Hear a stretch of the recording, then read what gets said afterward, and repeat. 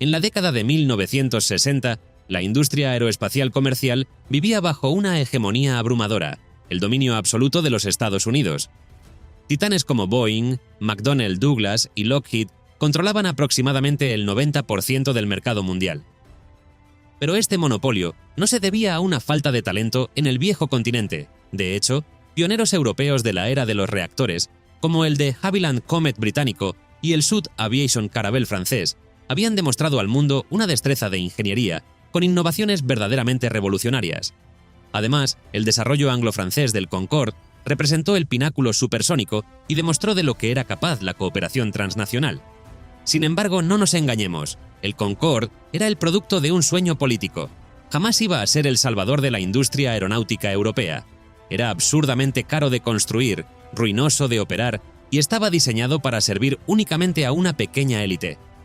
Mientras tanto, el mercado mundial de la aviación requería urgentemente algo muy distinto: un vehículo de transporte económico, de alta densidad y diseñado específicamente para rutas de corto y medio alcance. Era un nicho de oro masivo, un punto ciego que los costosos trirreactores y las aeronaves de fuselaje estrecho de Norteamérica aún no habían cubierto. Para mediados de los 60, cada gran empresa aeroespacial del continente se había lanzado a una carrera frenética para diseñar su propio autobús aéreo.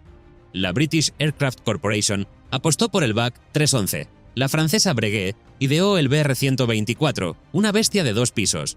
Sud Aviation presentó su proyecto Galleon, y una alianza temporal desarrolló el proyecto HB-N100. A pesar de sus diferencias, casi todos compartían el mismo ADN revolucionario. Proponían un fuselaje ancho, capacidad para más de 200 pasajeros y, lo más audaz de todo, utilizar únicamente 2 motores para maximizar la rentabilidad. La fórmula era perfecta, pero había un problema fatal. Compitiendo entre ellos, ninguno tenía el presupuesto para hacerla realidad. Finalmente, los gobiernos entendieron que la única forma de sobrevivir era unirse. En julio de 1967, Francia, Alemania y el Reino Unido firmaron un histórico memorándum de entendimiento. Su objetivo era fabricar lo que la industria llamaba genéricamente un Airbus. Al escalar el diseño para 300 pasajeros, el proyecto fue bautizado oficialmente como el A300. Francia designó a Sud Aviation, Alemania aportó su consorcio Deutsche Airbus y el Reino Unido sumó a Hawker Siddeley. El corazón de la bestia sería fabricado por la legendaria firma británica Rolls-Royce. Parecía el plan maestro definitivo, pero el consorcio decidió dar un paso que lo cambiaría todo. Para no repetir la arrogancia del Concorde, decidieron escuchar a quienes realmente firmarían los cheques, las aerolíneas. A petición de Air France y Lufthansa, los ingenieros tomaron una decisión radical y encogieron la capacidad del avión a entre 250 y 270 pasajeros. Esto obligó a rediseñar por completo la sección transversal del fuselaje. Arriba, configuraron un cómodo espacio de doble pasillo con 8 asientos por fila, pero la verdadera revolución estaba bajo los pies de los pasajeros. Ensancharon la bodega milimétricamente para que cupieran 2 contenedores estándar LD3, uno al lado del otro. Priorizando la rentabilidad absoluta, esta variante fue rebautizada como el A300B. Pero justo cuando el diseño por fin tenía sentido comercial, el proyecto sufrió una puñalada casi letal. Rolls-Royce, el socio británico encargado de la propulsión, decidió darle la espalda al Airbus europeo. La compañía prefirió centrar todos sus esfuerzos y recursos en desarrollar un motor para sus rivales americanos, equipando al Lockheed TriStar. Aterrado por esta falta de compromiso y por la incertidumbre financiera, el gobierno del Reino Unido abandonó oficialmente el barco en abril de 1969. Dejados a su suerte y sin un motor británico, el consorcio franco-alemán tomó una decisión pragmática e irónica que salvaría su existencia: comprar tecnología americana. Equiparon al A300B con los probados motores General Electric CF6, reduciendo drásticamente los riesgos de certificar un avión desde cero. Y lo que a simple vista parecía una solución de emergencia, terminó convirtiéndose en un brillante caballo de Troya corporativo. Al utilizar motores fabricados en Estados Unidos, el A300B se volvió instantáneamente mucho más atractivo para las aerolíneas norteamericanas, derribando de un plumazo las barreras de mantenimiento y logística en el mercado más grande del mundo.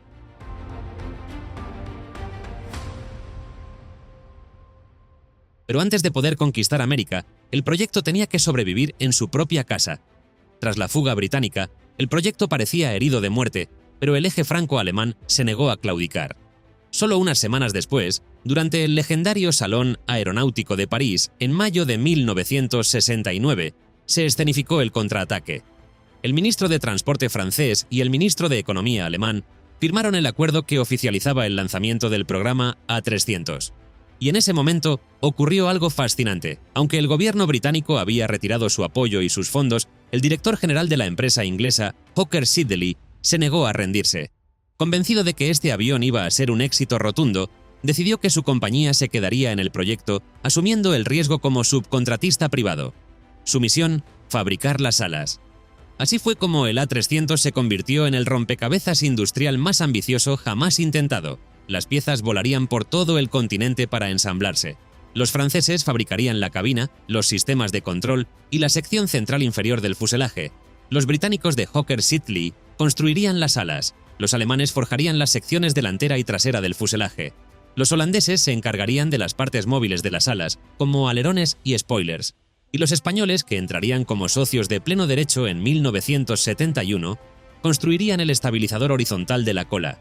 Era el triunfo de la ingeniería sobre la política. Como diría más tarde Roger Bataille, uno de los padres fundadores de Airbus, quería exprimir al máximo todos los talentos y capacidades disponibles en Europa, sin preocuparme por el color de la bandera o el idioma que se hablara. Hoy vamos a ver cómo ese avión, que estuvo al borde de la quiebra absoluta antes de conseguir su primera gran venta, terminó exponiendo una brecha fatal en la estrategia de Boeing para convertirse en el plano maestro de la aviación moderna. Bienvenidos a Skylens, donde descubriremos la fascinante historia del Airbus A300, el que fue el primer bimotor de fuselaje ancho del mundo y el avión que no solo enseñó a Europa a cooperar, sino que le demostró a Boeing que ningún rey gobierna para siempre. Para entender la verdadera audacia de lo que hizo Airbus, tenemos que mirar el mercado con los ojos de la época.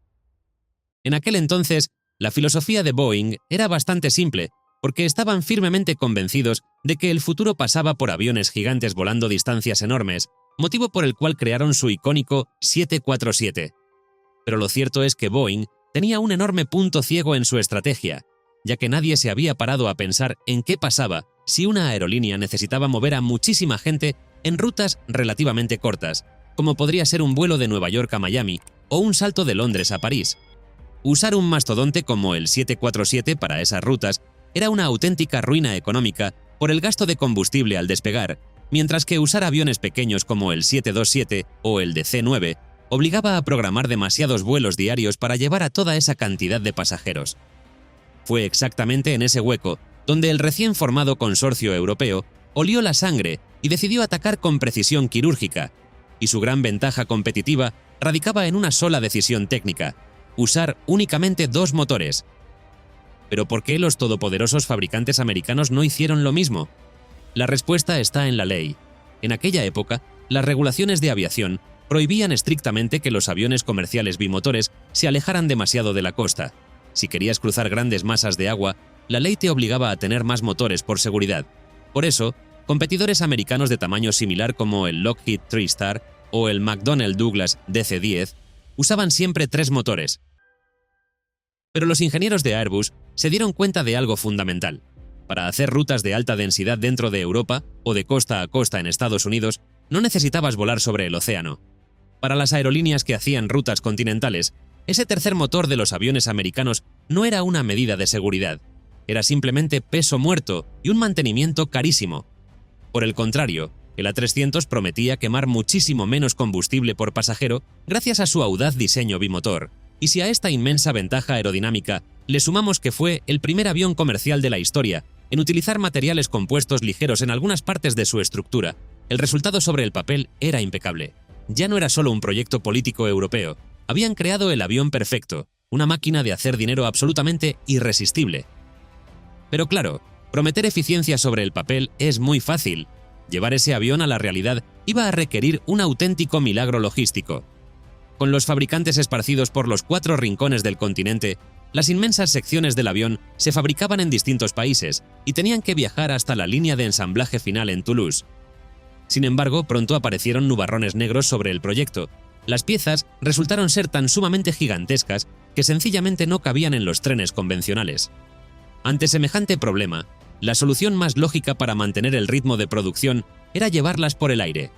Y aquí es donde se produjo una de las mayores ironías de la historia de la aviación comercial. Para poder transportar las piezas del avión que iba a destruir a Boeing, Airbus tuvo que comprar el Super Guppy, un gigantesco carguero que, bajo su extraña carrocería, escondía el chasis y las alas de un viejo avión fabricado precisamente por Boeing. El gran problema fue que estos enormes aviones llegaron a Europa con varios meses de retraso. Como las fechas límite del programa eran inamovibles, Airbus no tuvo más remedio que enviar las primeras partes del avión por mar y, posteriormente, por las pequeñas carreteras francesas, causando unos atascos y unos dolores de cabeza legendarios. A pesar de estos colosales obstáculos logísticos, el milagro de la ingeniería europea se hizo realidad. A finales de septiembre, el avión fue presentado oficialmente al mundo y el 28 de octubre de 1972, el A300 despegó por primera vez en su historia. En aquel momento de euforia, parecía que lo más difícil ya había pasado. La máquina existía y volaba a la perfección. Sin embargo, el equipo de Airbus no tardó en chocar de bruces contra la implacable realidad del mercado. Construir un avión revolucionario es una hazaña, pero conseguir que las aerolíneas abran la cartera para comprarlo es una guerra completamente distinta.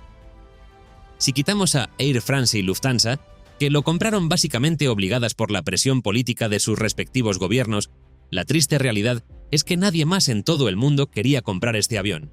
La situación era tan crítica que Airbus se estaba jugando literalmente su propia existencia. Totalmente desesperados por convencer al mundo, decidieron lanzar al A300 a una gira mundial sin precedentes. Volaron miles de kilómetros cruzando todos los continentes y en 1973 apuntaron directamente a América con una gira de 6 semanas, cargando el avión con ingenieros, vendedores y toneladas del mejor champán disponible para realizar cerca de 40 vuelos de demostración. Pero los americanos ni siquiera se inmutaron. De hecho, un vicepresidente de Boeing desestimó públicamente al A300, tachándolo de ser el típico programa gubernamental, y llegó a predecir con burla que Airbus solo vendería una docena de aviones antes de quebrar. Y la verdad es que casi tuvo razón. Aquel esfuerzo por hacerse un hueco en el mercado tomó años de agonía. Entre finales de 1975 y mediados de 1977, Airbus sufrió lo que se conoce como la Gran Sequía, tocando fondo en 1976, un año en el que no recibieron ni un solo pedido. Fue una época brutal.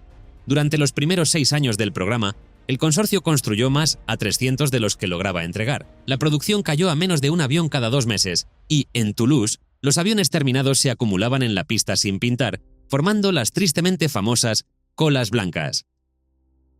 Para entender la magnitud de la crisis, entre 1974 y 1979, Airbus entregó menos de 90 aviones en total.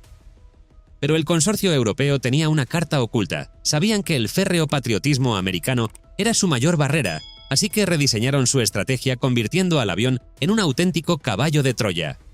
Para empezar, el A300 no usaba el sistema métrico europeo, sino unidades imperiales, y su idioma operativo no era ni francés ni alemán, sino inglés. En sus campañas de venta dejaron de hablar de ingeniería europea y empezaron a destacar que el avión usaba motores General Electric hechos en América. Básicamente le decían al mercado que aquel avión era casi americano y que 1/3 de su valor estaba fabricado allí, solo que se ensamblaba en Francia.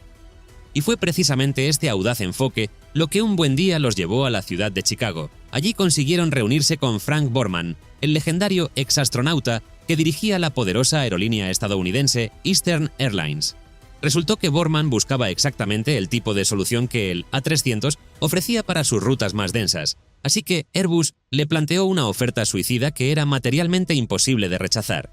Le dejaron 4 aviones completamente gratis durante 6 meses. El trato era simple: pruébalos en condiciones reales y si no te gustan, devuélvelos.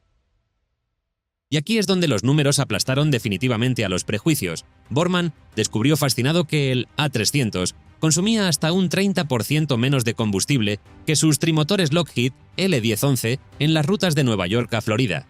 El ahorro era tan masivo que ignorarlo hubiera sido una auténtica negligencia. Así fue como en 1977 toda la perseverancia de Airbus obtuvo su gran recompensa cuando Eastern firmó un pedido por 23 aviones, lo que supuso un contrato de $778 millones y la mayor compra de aviones extranjeros en la historia de Estados Unidos. El hecho de que un héroe americano como Borman confiara ciegamente en Airbus fue el sello de validación definitivo. Demostraba que Airbus estaba más viva que nunca y lista para conquistar el mundo. Con una aerolínea de este calibre operándolo, el avión se ganó rápidamente una reputación intachable por su fiabilidad. Tanto es así que, ese mismo año, el A300 se convirtió en el primer avión de pasajeros bimotor al que se le permitió volar más allá de la estricta regla ETOPS de 60 minutos de la FAA. Esta histórica decisión cambió las leyes de la aviación para siempre, abriendo por fin el mercado para que los aviones de dos motores pudieran realizar rutas mucho más largas sobre el agua. El éxito fue tan arrollador que tan solo 10 años después de ese primer vuelo histórico del A300, nacería el A310, que sería seguido al año siguiente por la variante A300-600. Al construir estos tres aviones diferentes sobre la misma base tecnológica fundamental, Airbus estaba creando el moderno concepto de familia de aviones, una estrategia brillante de ahorro en entrenamiento y piezas, que a día de hoy sigue siendo su gran marca registrada comercial. Podemos decir sin miedo a equivocarnos que el A300 hizo historia al introducir numerosas innovaciones que muy rápidamente se acabaron convirtiendo en el estándar indispensable de todo el sector aeronáutico. No solo popularizó el rentable concepto de fuselaje ancho, que luego heredarían todos los aviones de doble pasillo de Airbus hasta llegar a los enormes A340, sino que también fue un pionero absoluto al implementar la cabina gestionada por solo dos pilotos y al realizar los primeros ensayos reales de la tecnología fly-by-wire, que revolucionaría para siempre los controles de vuelo electrónicos. Llegando ya a tiempos más recientes, en el año 2007, y mientras se realizaban los últimos ajustes técnicos en la línea de montaje, Airbus entregó su último A300 para poner fin al que había sido su primer gran programa industrial. Si echamos la vista atrás para ver la imagen completa, lograron entregar un total de 821 aviones, una cifra absolutamente asombrosa para un proyecto del que los fabricantes americanos se reían abiertamente en sus complicados inicios. Y aunque a día de hoy las fábricas ya no producen este modelo, Airbus se ha comprometido firmemente a seguir ofreciendo soporte técnico completo hasta el año 2050 para todas las unidades cargueras que todavía surcan nuestros cielos. Lo que Boeing desestimó en su día por considerarlo un avión demasiado pequeño para importar, acabó convirtiéndose en el plano maestro que redefinió para siempre la industria. Hoy, casi todos los vuelos de largo radio se hacen en bimotores eficientes de fuselaje ancho, exactamente el mismo concepto que el A300 inauguró hace más de medio siglo. De esta manera, aquel frágil consorcio europeo, que en sus mejores sueños solo aspiraba a conseguir un humilde 25% del mercado internacional, hoy en día controla aproximadamente la mitad de todo el pastel mundial. Y todo empezó con un avión Frankenstein, hecho de trozos de una Europa dividida, que tuvo la audacia de volar donde los gigantes no se atrevían. Pero como ya sabemos que la historia tiende a ser cíclica y a castigar la arrogancia, siempre guarda ironías. Décadas después de humillar a Boeing con un avión bimotor altamente eficiente, sería la propia Airbus la que se emborracharía de su propio éxito. Caerían exactamente en la misma trampa que su rival, cometiendo un error gigantesco al apostar todo su capital por un cuatrimotor exageradamente grande que el mercado ya no necesitaba. Pero esa fascinante historia, la increíble caída del Airbus A380, te la contaré en el próximo vídeo. Si te ha gustado este viaje en el tiempo, no olvides suscribirte al canal y nos vemos en el próximo despegue.